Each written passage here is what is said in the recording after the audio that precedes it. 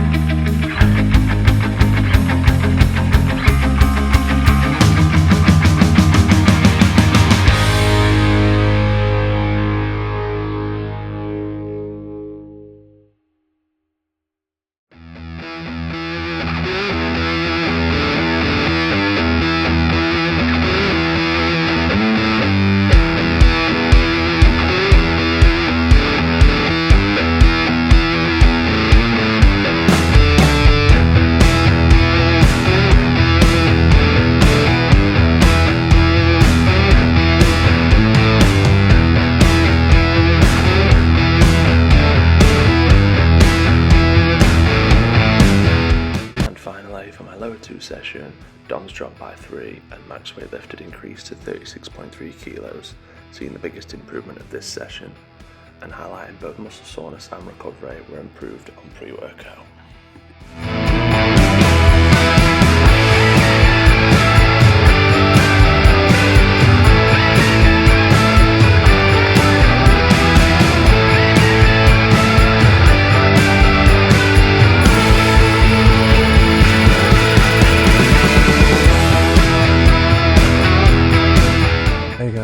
So to sum up week 2, I would say that I'd give it a 5 out of 5 for decreasing muscle soreness, as every session, taking the pre-workout, my delayed onset muscle soreness was reduced either significantly or even just a bit, but it works essentially.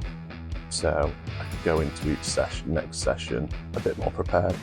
And the same with muscle recovery. Let's think about that one. I'd give it a 5 out of 5. Every session I managed to, after taking pre-workout, I managed to increase either the amount of weight that I was lifting per exercise, the max weight, or if it was the same, then I was increasing the reps every time without fail. So proof that the metric that I used might be a bit flawed, but also proof that pre-workout actually increases muscle recovery, enhances muscle recovery. But what I would say, another takeaway that I've realised is, if you're taking pre-workout, try and take it earlier in the day, because if you're having it after work to get you through a session, there are other means of increasing your energy without taking a massive hit of caffeine, which will affect your sleep. So if you are going to take pre-workout, take it earlier in the day. But yeah, thanks for watching this one, guys, and I'll see you in 2 weeks for week 3.